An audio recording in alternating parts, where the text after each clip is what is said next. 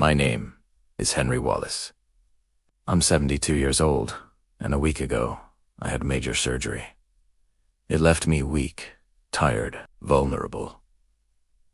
For decades, I poured my life into raising my son, Daniel. I was there for every scraped knee, every late-night study session, every heartbreak he endured. I celebrated his triumphs and supported him through his mistakes. I never, not for a single moment, imagined that when I needed him the most, he would look at me and see nothing but a burden. The hospital room had that sterile smell of antiseptic, a constant reminder of where I was. The quiet, rhythmic beeping of the monitors became the soundtrack to my days. Nurses were kind, professional even, but their care, however skilled, couldn't fill the void left by family. When the doctor told me I was ready to be discharged, a wave of relief washed over me. I assumed Daniel and his wife, Catherine, would be there, waiting to take me home. After all, I had been present for every major moment in their lives: their wedding, the birth of their children, buying their first house. I was always there, but when the nurse, with a cheerful smile, asked about my ride home, Daniel just shrugged. He didn't even make eye contact. "We're busy," he muttered, almost dismissively. "Figure it out." Those 4 words hit me harder than any physical pain. It is a stark and painful lesson to learn that the people you've given everything to can show you just how little you mean to them, right when your world feels like it's falling apart. There I sat, alone in that sterile hospital bed. The seconds ticking by on the wall clock, each one feeling like an hour. The painkillers did their job, numbing the surgical incisions, but they couldn't touch the sharp, piercing ache of betrayal in my heart. A little later, Catherine walked in. She was the picture of calm composure, a faint smile playing on her lips that never quite reached her eyes. "We'll leave you here tonight," she announced, her tone so casual it was chilling. It was as if deciding the fate of a recovering old man was no more significant than choosing what to have for dinner. In that moment I understood what it felt like when love turns cold. That hospital bed, meant for healing, suddenly felt like the loneliest, most desolate place on earth.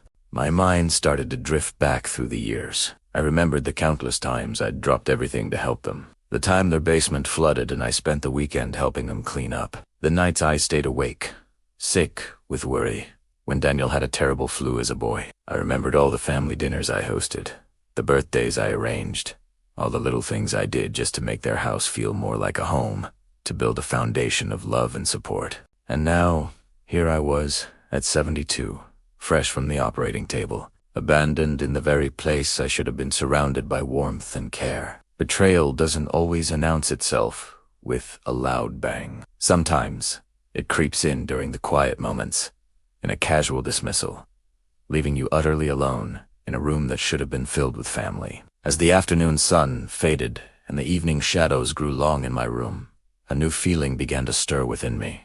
Mixing with the hurt and the anger, it was determination. I realized this wasn't just about a ride home from the hospital. This was about respect. It was about gratitude. It was about the simple, fundamental decency that had been so casually denied to me. I wasn't going to beg them. I wasn't going to let them see my tears.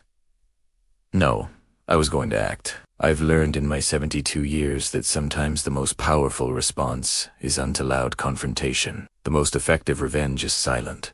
It's patient, and it is devastating in its quiet, undeniable justice. A plan began to form in my mind, not one born of rage or a desire to yell and scream, but something far more potent. It was a plan that would speak louder than any words ever could. It would be a lesson in humility, a mirror held up to their own selfishness, reflecting an image so clear they couldn't possibly ignore it. And it would be a firm, quiet reminder that karma, or whatever you want to call it, has a funny way of finding its way to even the most arrogant and ungrateful hearts. When the world you helped build turns its back on you, sometimes the best thing you can do is step aside and let the simple, unvarnished truth do all the talking. They thought they were leaving an old, weak man behind. They had no idea they were about to awaken a side of me they never knew existed. My plan was simple, and it was perfect. The first step was to get myself out of that hospital. I called the only other person I knew I could rely on, my lawyer, Mr. Thompson. I explained the situation, my voice steady despite the turmoil inside me. He was, to put it mildly, appalled. He arranged for private medical transport to take me not home, but to a comfortable, high-end recovery suite he recommended. "Henry," he said, "rest and recover. Let me handle the rest." And so, while Daniel and Catherine assumed I was languishing in a hospital bed, I was being settled into a place far more comfortable, with 24-hour care. Phase 1 was complete. Now for Phase 2. The lesson. I had spent years meticulously managing my finances, building a small fortune I had always intended to pass down to Daniel and his family. I had set up trust funds for my grandchildren's education, and the family home, my home, was meant to be his one day. Everything I had was for them. Lying in that recovery suite, I had Mr. Thompson draw up new documents. It was time for a major restructuring of my estate. The house I lived in, the one Daniel grew up in and assumed would be his, was put on the market. My entire collection of rare art and antiques, consigned to a prestigious auction house, and my portfolio of stocks and bonds. It was redirected. A week later, fully recovered and feeling stronger than I had in years, I sent Daniel and Catherine a simple, 4-mile letter. It was an invitation to a meeting at my lawyer's office. I didn't give any details, just the time and place. I can only imagine their confusion, maybe even a bit of greed, thinking I was finally going to discuss their inheritance. When they arrived, they found me sitting beside Mr. Thompson, looking healthier and more composed than they. "Dabers and me," Mr. Thompson began the meeting. He didn't mince words. He laid out, in stark financial terms, the consequences of their actions. He informed them that the family home had been sold. The proceeds, he explained, had been used to establish a charitable foundation in my late wife's name, dedicated to supporting elderly individuals who lack family support. He then detailed how my entire art collection was being auctioned, with every penny going to the same foundation. Finally, he addressed my investment portfolio. A significant portion was allocated to fund my own comfortable, independent life, and the remainder was also funneled into the foundation. Daniel's face went from confusion to disbelief, then to a pale, slack-jawed shock. Catherine's composure finally cracked, her mask of indifference shattering. "You can't do this," Daniel stammered. "That's our inheritance." "That was for us." I finally spoke, my voice calm and even. "Inheritance," I said, "much like respect, is earned. It is not a right. The day you told me to figure it out, you figured me right out of your lives. So, I've simply returned the favor." The silence in that room was absolute. In TR's eyes, I saw not just the loss of money, but the dawning, horrifying realization of what their selfishness had truly cost them. It wasn't about the revenge. It was about the lesson. And as they walked out of that office, their future suddenly looking very different, I knew it was a lesson they would never, ever forget. The evening shadows stretched long across the hospital floor. I lay in bed, feigning sleep, but my mind was a whirlwind of activity. Outside, Daniel and Catherine were probably settling in for a quiet night, completely unaware of the storm I was brewing from this sterile, white room. Every muscle in my body protested with a dull ache, a constant souvenir from my recent surgery. But my mind had never been clearer. At 72, people see you as frail, your patience worn thin by time. But that's the beautiful deception of age. You've seen enough sunsets to understand the patterns of human nature, to predict the predictable, and to spot the vulnerabilities left wide open by arrogance. Those who mistake weakness for powerlessness learn a harsh lesson. Patience can be the sharpest of all weapons. I thought about all the times I'd extended a hand, the loan to Daniel when his first business was on the brink of collapse, the guidance through his financial messes. I even covered bills he was too proud to admit he couldn't pay. Catherine, she'd grown accustomed to a life of comfort, a life built on a foundation she never bothered to inspect, a foundation I had quietly maintained. Their sense of entitlement was a suffocating blanket, and it had made them reckless. They saw an old man, recovering and weak, and assumed I was harmless. How profoundly wrong they were. It's a funny thing. The people who lean on you the heaviest are often the first to forget you have a spine of your own, one forged in years of quiet endurance. From my bedside, the quiet orchestrations began. One by one, I made the calls. The bank, the utility companies, even Daniel's key business vendors. My voice was calm, measured, each word a deliberate chess move that would send quiet ripples through their carefully constructed lives. This wasn't anger fueling me. It was a quest for justice. Every frozen account, every redirected bill, every automated notification was a precise, calculated strike at their pride. They would wake up to a world that looked the same but felt fundamentally broken. A reality I had meticulously arranged just for them. It's true what they say. The quietest actions often have the most deafening consequences.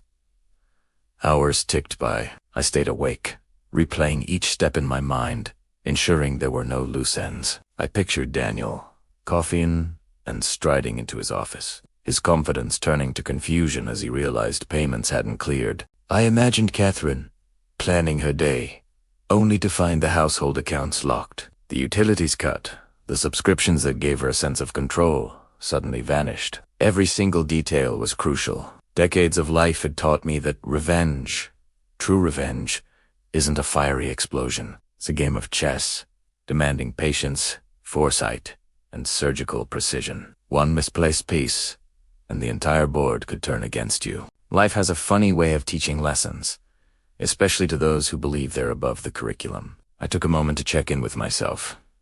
Was I bitter? Not in the corrosive way that eats you from the inside out. My goal wasn't public humiliation or permanent ruin.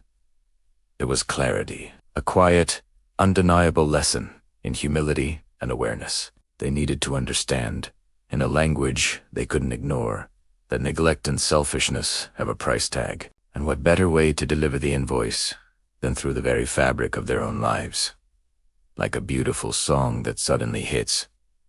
A jarring, dissonant note because it was ignored for far too long.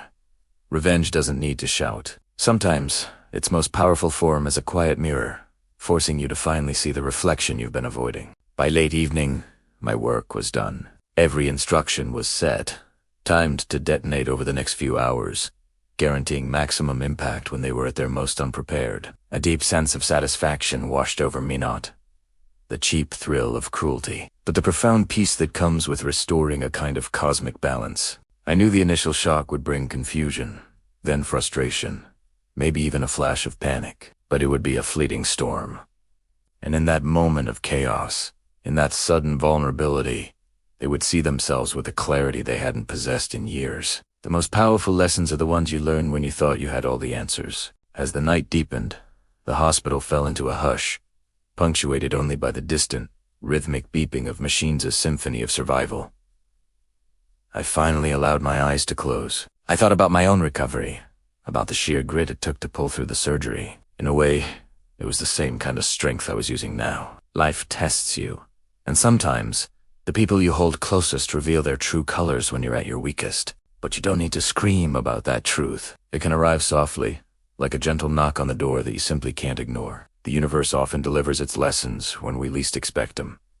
And sometimes, the lesson is you. In the pre-dawn stillness, everything was in place. I rested, not with nervous anticipation, but with the calm certainty of a dancer who knows every step before the music begins. I could practically see their morning unfolding.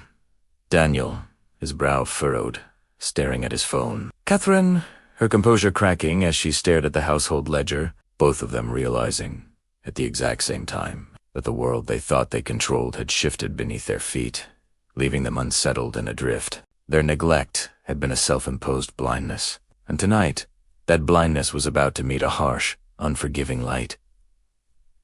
Justice isn't always a spectacle. Sometimes, it unfolds in the silence, growing until it is simply undeniable. When the morning sun finally spilled into my room, I let myself savor a quiet cup of tea. As the city outside stirred to life, the calm before the storm is always the sweetest part. The ache in my body was a dull throb, a quiet echo of the mental marathon I'd just run. But that ache was a reminder of endurance, the kind of resilience that life and age gift to those who pay attention, who learn from every misstep and every betrayal. Today, Daniel and Catherine would learn. They would learn that actions have consequences. They would learn that taking family for granted is a dangerous game. And they would learn that sometimes the greatest power isn't the one that roars. It's the one that waits, that watches, and when the time is right, moves with silent, devastating precision. The hospital room felt cold and sterile, a sharp contrast to the burning ache in Edward Carter's chest. He'd survived a risky surgery, a major victory. Buzzy slowly pushed himself to sit up. A different kind of pain settled in the heavy, suffocating weight of loneliness. The nurses were kind, their smiles and cheerful chatter echoing in the hallway, but it all felt distant, like a movie playing in another room. He had pictured this moment differently. He'd imagined his son, Daniel, and his daughter-in-law, Clara, waiting for him, ready to offer a steady arm and a comforting word. Instead, all he had was the low hum of the fluorescent lights and the rhythmic beep of a monitor he could unsee. That silence was a betrayal, sharper and colder than any surgeon's knife. Sometimes, surviving isn't the hardest part. The hardest part is realizing you've been forgotten by the very people who should care the most. Hours crawled by. Nurses came and went, leaving behind pamphlets on physical therapy and medication schedules. But Edward's mind wasn't on recovery. It was replaying a lifetime of memories. He thought of all the sacrifices he'd made for Daniel. DeValue's Zed worked so hard to instill in him. He'd welcomed Clara into the family with open arms, treating her like his own daughter. He had been their rock, the one they could always count on. And now, lying here, vulnerable and alone, he felt the sting of their absence. It wasn't a loud, fiery anger that rose in his chest. It was something quieter, colder, and far more deliberate. It was the quiet, intelligent flame of justice.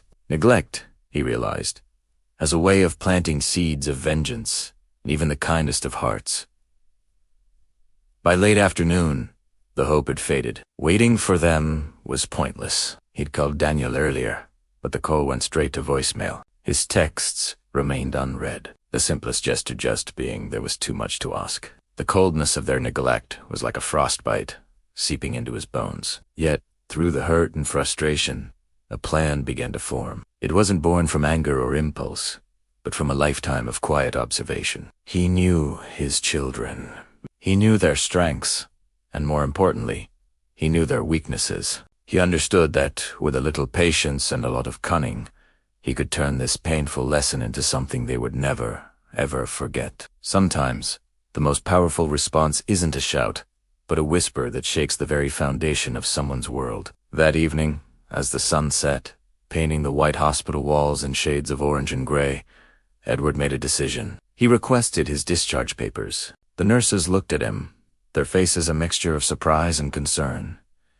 He was stable, yes, but he still needed help. Edward, however, was firm. He was a man of quiet resolve, and he had no intention of leaving this chapter unfinished. He waved off the offer of a hospital taxi, instead making a call for a private car. The moment the discharge papers were in his hand, something shifted.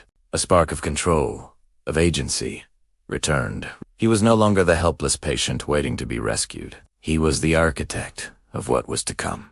You see, the person who appears weakest is often the one holding all the cards, just waiting for the right moment to play their hand. Pulling up to his own home, he saw Daniel's car parked down the street, almost hiding. He caught a glimpse of Clara's face in the window, her expression a mix of anxiety and impatience. A small, knowing smile touched Edward's lips.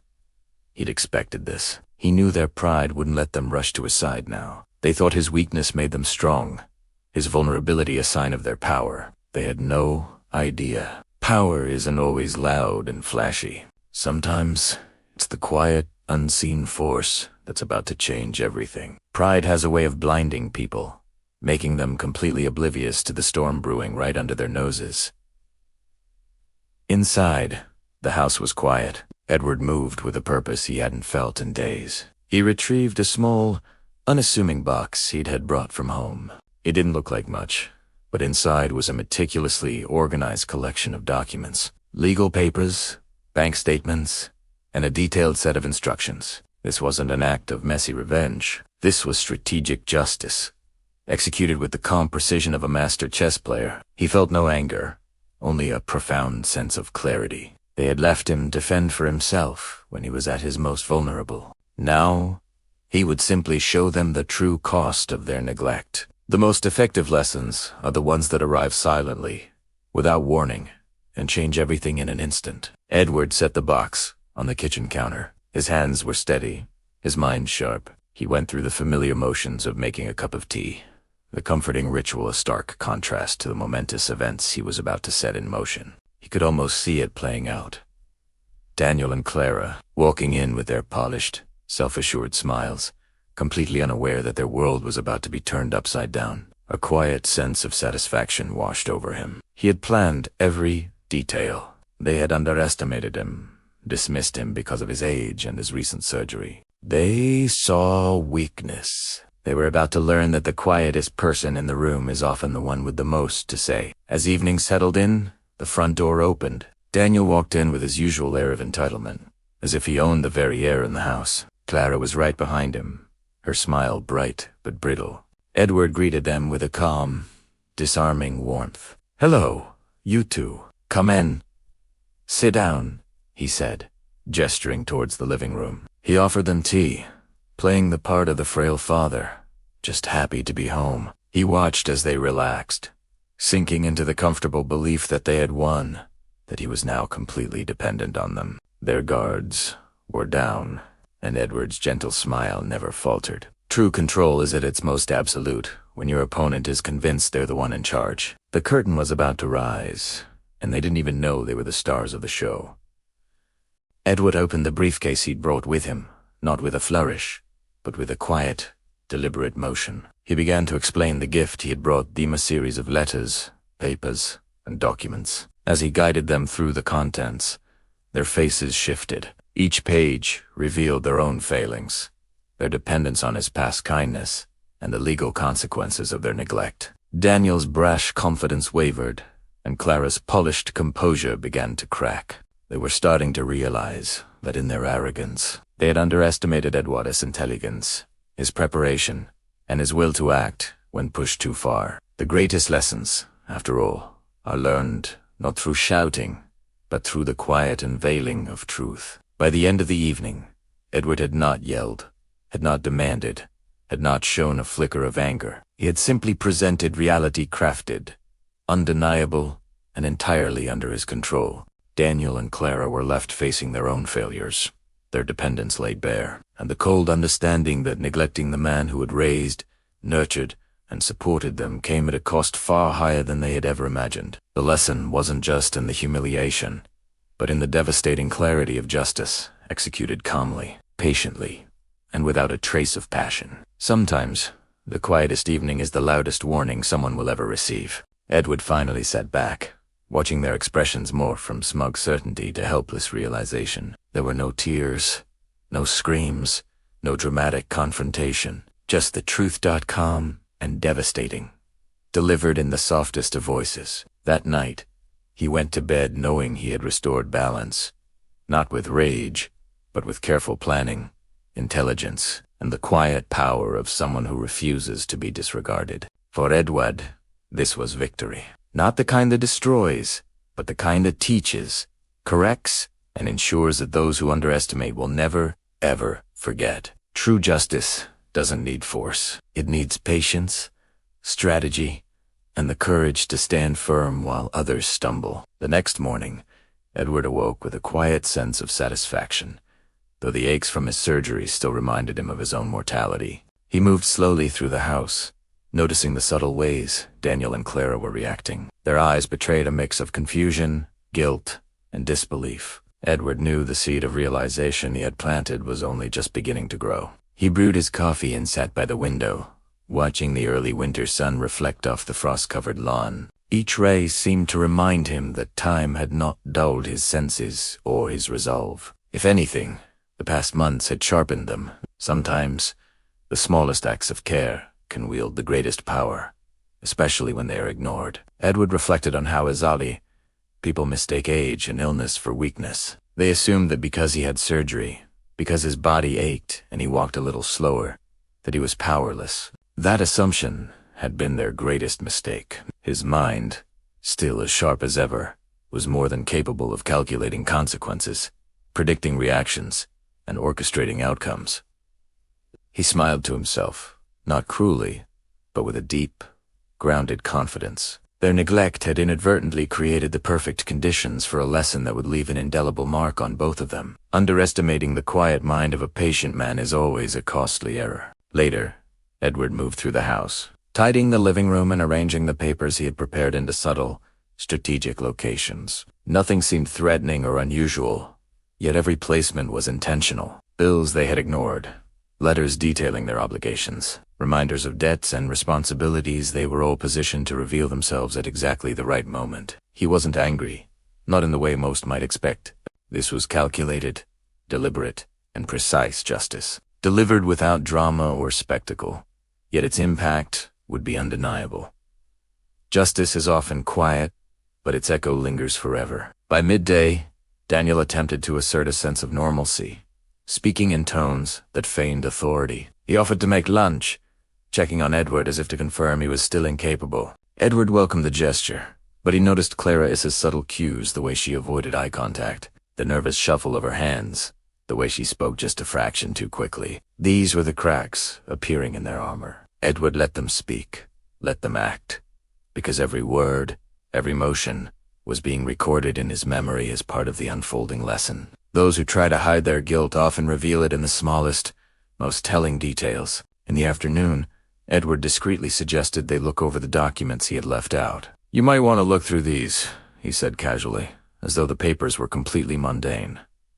Daniel and Clara hesitated, and then began reading. Edward watched their expressions shift from mild curiosity to shock, and finally to silent panic. Their faces betrayed every emotion he had anticipated: fear, dawning realization, and deep regret. He didn't need to explain anything further. The papers spoke for themselves, laying bare their selfishness, their negligence, and their dependence on him in ways they had conveniently ignored for years. Truth has a way of speaking louder than anger ever could. As the evening approached, Edward sensed a transformation in the room. The power dynamic had shifted, subtly but irrevocably. Daniel, once so confident and dismissive, now looked at him with a sliver of respect, and Clara's polished demeanor had cracked entirely. She approached Edward cautiously, unsure whether to apologize or argue. Edward simply met her gaze, letting the silence communicate what words could not. This quiet command, this calm presence, was the culmination of all his planning, a potent reminder that he was neither weak nor dependent, and that neglecting him came at a price they were only just beginning to understand. Respect is earned, not through fear, but through undeniable strength and patience. By nightfall, the house had grown silent. Edward retreated to his room, confident that the lesson had finally taken root. The sense of justice he felt was not fueled by malice, but by clarity and self-respect.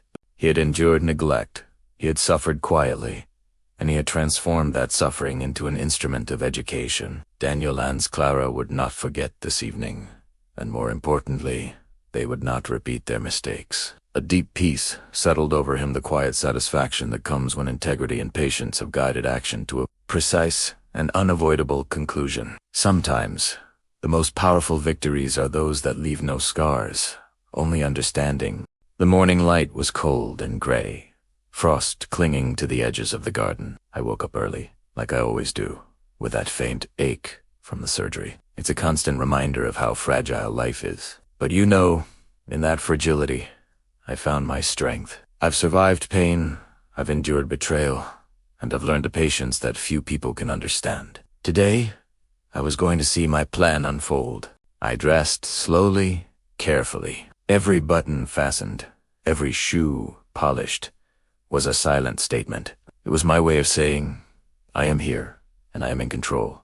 Something my son Daniel and his wife Clara seemed to have forgotten. Sometimes, just being present, truly present, speaks louder than the harshest words of neglect. Down in the kitchen, I brewed a strong cup of coffee. The aroma filled the house, making it feel lived in for the first time in a long while. I glanced at the papers I'd left on the counter the night before. Medical bills they hadn't noticed, insurance statements they'd ignored, letters of responsibility they'd conveniently forgotten. Each document was a quiet mirror, reflecting their own carelessness back at them. Justice doesn't always roar. Sometimes it whispers in the quiet corners where the truth is waiting. Daniel was the first one down. He tried to act casual, but I could see the tension in his shoulders. "Morning, Dad," he said, his voice a little too bright. I just smiled, a calm, patient smile. "Morning, Daniel," I replied, pouring him a coffee. Acetaid, his eyes flicking to the papers on the counter. He didn't say anything. The weight of what he was seeing was already pressing down on him, and my calmness just made it heavier. When you stand your ground, your silence can be the loudest lesson of all. Clara came down soon after, trying to hide her anxiety with a cheerful act. She offered to help with breakfast, but I politely declined. I wanted to watch. I saw her fingers fidgeting, her eyes darting towards the documents. Her voice trembled slightly when she asked about an insurance form. She was unraveling, piece by piece, under the weight of her own guilt, and I just watched, patient and steady. Guilt is so much heavier when it asks reflected back at you by the person you've wronged. As the morning went on, I decided it was time to turn up the heat. Who's to lead? I started talking about simple things. Household finances, upcoming bills, insurance claims. But I framed every question in a way that forced them to confront the responsibilities they had pushed aside. I didn't raise my voice. I didn't accuse them of anything. I just asked simple questions. Their faces grew pale as they realized there was no escape. What they had ignored and dismissed was now right in front of them, impossible to avoid. The truth is a teacher that spares no one, especially those too arrogant to see it coming. By the afternoon, I had guided them through a series of small, unavoidable discoveries. Overlooked payments, forgotten deadlines, unaddressed responsibilities, all while I remained completely calm, completely dignified. I didn't shout. I didn't scold. I simply presented the facts. The reality of their neglect, the weight of it all, pressed down on them, and they had no choice but to acknowledge it. When wielded wisely, patience can be far more devastating than anger. My surgical scars ached, but my spirit felt a quiet triumph. The house, which had been filled with their arrogance, was now steeped in a new kind of humility. Daniel and Clara moved more carefully, spoke more cautiously. They were finally starting to understand the magnitude of what they'd done. The lesson was working. It was subtle and visible to anyone on the outside, but its impact was absolute. Revenge doesn't always need to hurt, it needs to teach, and the best teachers are often the ones who have endured in silence. As evening approached, I started making dinner. I let them help, reluctantly, under my calm supervision. Every task, every simple movement, reinforced the quiet truth. I was not weak. I was not dependent. And the consequences of their choices were now unavoidable. There was no shouting, no blame, just the quiet, undeniable power of a man who had been wronged, but had turned his pain into precise, patient action. Strength isn't always loud. Sometimes it's measured, deliberate, and devastatingly subtle. When we finally sat down to eat, a heavy silence hung in the air. Daniel and Clara barely spoke, sensing the gravity of the day's events. It had been a long day, full of quiet revelations. But one thing was crystal clear. I had reclaimed my dignity, my position, my influence, not through a fight, but through calm, calculated justice. Those who ignore the elderly often forget one thing.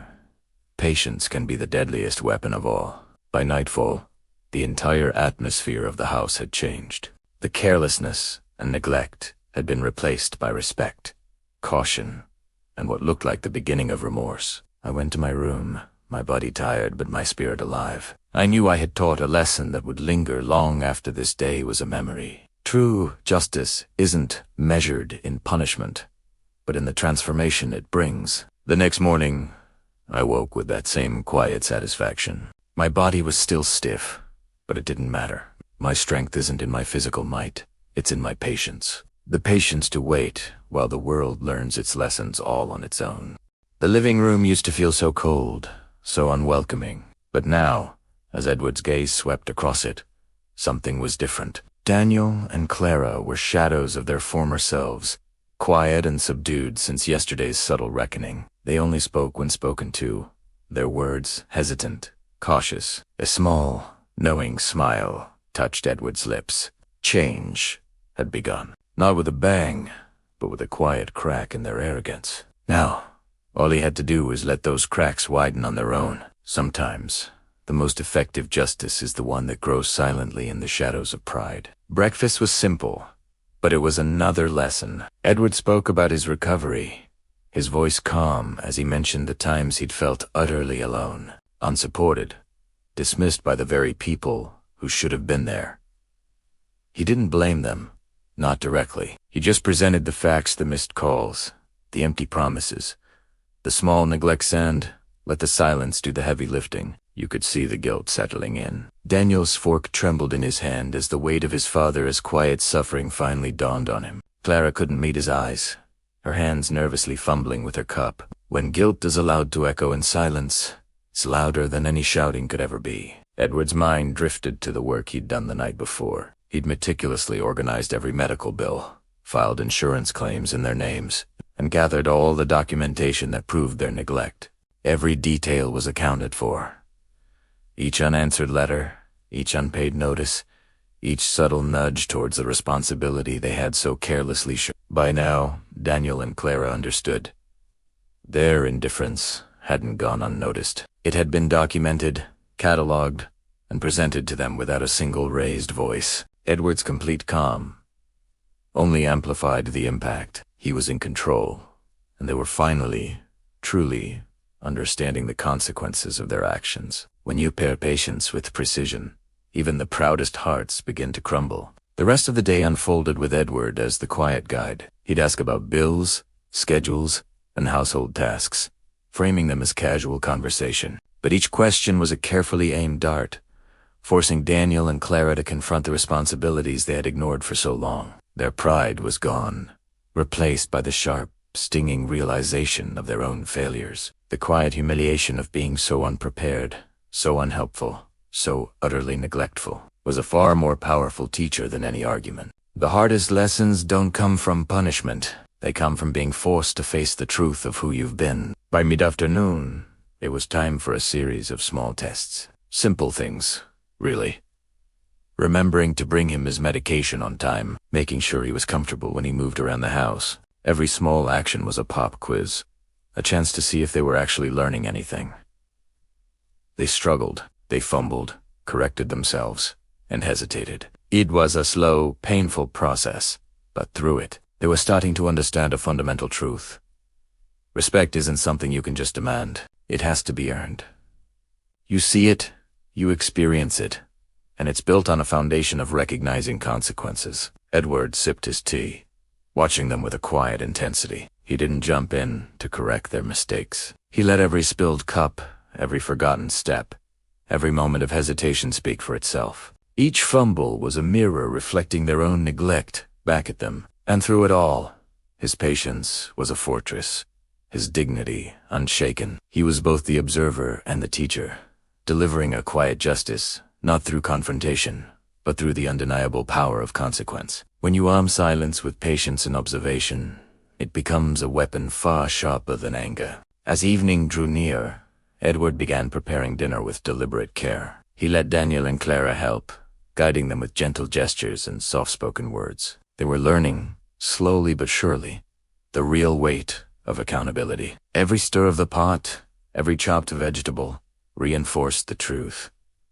They had failed him, and now they had to confront that failure in real time, right under his calm, watchful eye. Lessons learned through gentle observation leave much deeper marks than those forced upon you by anger. By the time night fell, the transformation was palpable. Their arrogance had been replaced by a quiet attentiveness. Their neglect was softening, eroded by the constant, gentle pressure of their own recognized failures. Edward sat back, exhausted but feeling a sense of triumph. The lesson he had started yesterday was now cemented. This house was no longer a place of indifference. It had become a classroom, where humility and responsibility were being taught one small, quiet action at a time. The most effective revenge isn't loud or dramatic. It's the kind that changes hearts from the inside out, quietly and irreversibly. Later, As he retired to his room, Edward reflected on the day. The lesson was crystal clear. You can't command respect, responsibility, or care. They have to be learned through experience. And over these last 2 days, Daniel and Clara had begun to feel just how heavy the consequences of their neglect truly were. A small smile touched Edward's face. His quiet patience had achieved what anger never could. It had started to change them. True justice doesn't seek to humiliate. It seeks to educate, leaving behind lessons that last a lifetime. It truly helps, more than you know. We'll see you in the next one. The next morning started with a silence that felt almost sacred. As the winter light filtered through the curtains of Edward's small living room, it turned the dust motes in the air into slow-moving gold. He sat in his usual chair, that worn leather one he'd had for years, sipping his coffee without a word. The world outside was quiet, but inside him, something profound had shifted. He could feel it, that delicate balance between justice and peace, finally finding its equilibrium. When the storm inside others finally fades, it's not always because they've changed their ways. Sometimes, it's because your silence has completely rewritten the weather. Daniel and Clara moved around the house softly, their footsteps hesitant, as if they were afraid to disturb the new calm that had settled over them all. Edward didn't say much that morning. He didn't need to. The silence itself carried a new kind of weight. His son and daughter-in-law spoke in softer tones, their words more measured than they had been in years. Daniel asked if he needed a hand getting to the clinic for his follow-up appointment. Clara, without being asked, offered to prepare breakfast. They were small gestures, sure, but they stemmed from the one thing Edward had been waiting to see. Genuine remorse. It wasn't fear of losing their inheritance anymore. It was recognition of their failure. You see, remorse is the quiet twin of realization.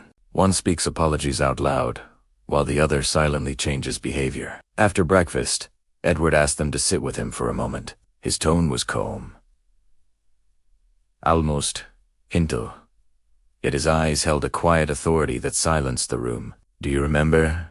he began slowly. "The day I called you from the hospital." Daniel immediately looked down, a flash of guilt crossing his face. "You told me you were busy," Edward continued, his voice soft but steady. "And, Clara, you said you'd just send a cab." His voice didn't waver, but the weight of those words pressed down on them like a stone. "I didn't need your money," he added quietly. "I needed my family." There are sentences that are never shouted, yet they echo for a lifetime. Clara's eyes welled up. The tears she had been holding back since that day at the hospital finally began to fall. Daniel looked like a man crumbling under the weight of his own choices. "Dad, He started, but Edward gently lifted a hand to stop him. "You don't need to explain," he said.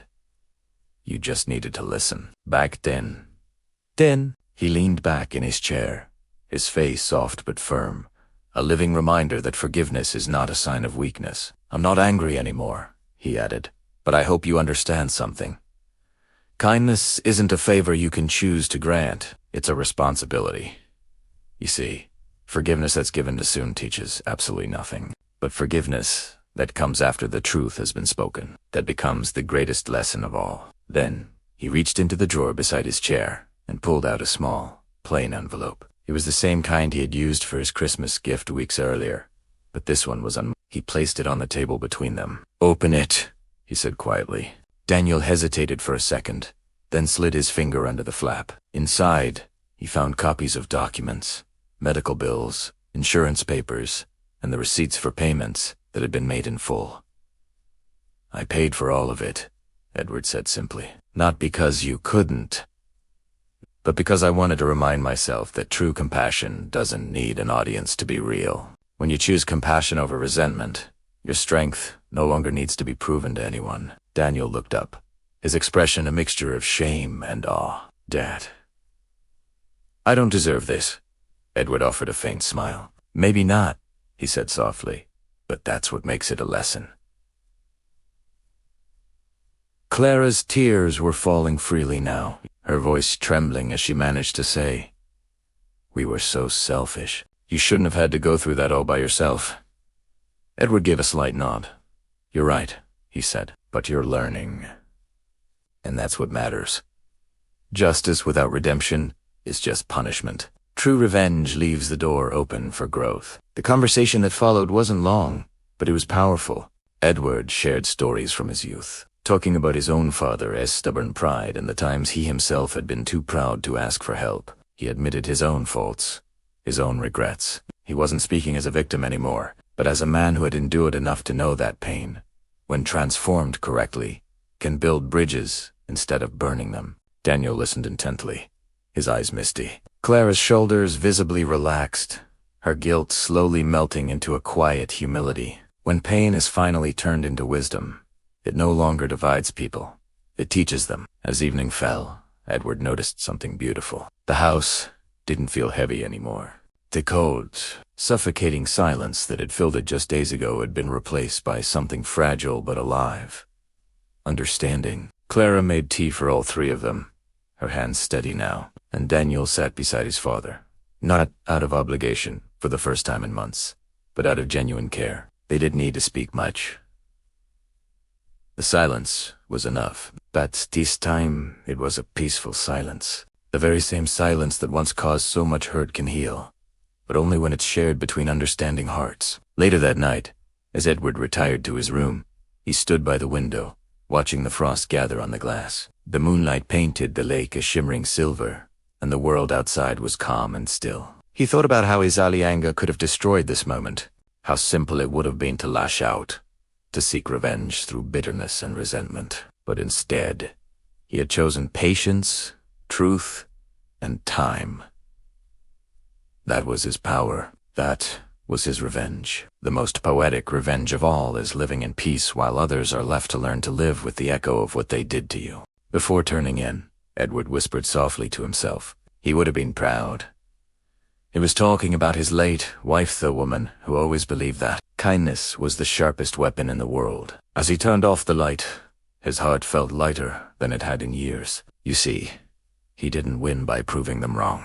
He won by staying true to who he was, the kind of man who turned pain into wisdom and betrayal into grace. Sometimes, the best ending to a story of betrayal is simply choosing to remain whole. The weeks that followed felt like spring after a long, brutal winter. Slowly, the coldness that had settled between Edward and his son began to thaw. There were no grand gestures, no overdrawn apologies, just quiet acts of respect. His son, Daniel, started calling more often, showing up with groceries, sometimes with nothing but time to offer. Clara, his daughter-in-law, began spending afternoons helping Edward organize his old photo albums, smiling through tears as she saw the life he had lived before them. They didn't say sorry every time.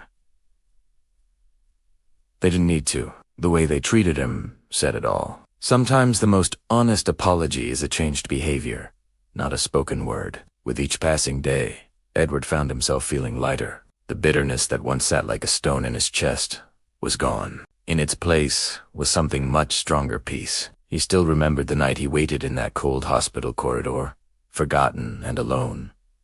But now, it no longer hurt the same way. It had transformed. It had become a story, a reminder, a quiet testament to how far he had come, not in wealth, not in power, but in dignity. We often think revenge needs to be a loud, dramatic roar, but sometimes it just smiles knowing that life has a way of balancing the scales on its own. The townsfolk noticed the change, too. The same man they used to see walking alone to the cafe now had company. His son walked beside him, his daughter-in-law, sometimes joining, their soft laughter echoing between them. People whispered that something had changed in that family, and they were right. What had once been built on pride was now being rebuilt on understanding. Pride builds walls, but pain when faced with courage builds bridges. One morning, Edward sat by the lake behind his house, a place his late wife had adored. The water was still, perfectly reflecting the pale morning sun. He took out a small notebook and began to write something. It wasn't a letter, and it wasn't a will. It was a note of reflection. If there's one thing I've learned, he wrote, it is that life always gives you a chance to respond, but how you respond decides who you become. They left me in pain, but I left them with a lesson, and that is enough. He realized he didn't need revenge to feel powerful, he just needed peace to feel free. Later, He folded that note and tucked it into his journal. Then, with a faint smile, he whispered, "Thank you," to the wind. As if his late wife could still hear him, he stood up slowly, steady on his feet, stronger in his heart. He had lost many things in his life: health, time, love, but what he had gained was something eternal: self-respect. There is no victory greater than walking away with your integrity intact. And though he never said it aloud, deep down he knew that night in the hospital wasn't his ending. It was his beginning. It was the moment he stopped being a victim of others' choices and became the author of his own peace. He didn't just survive betrayal, he transcended it. And that, truly, was the sweetest revenge of all. Thank you so much for watching. If this story resonated with you, please consider liking this video and subscribing to our channel for more content that inspires. We appreciate you being here.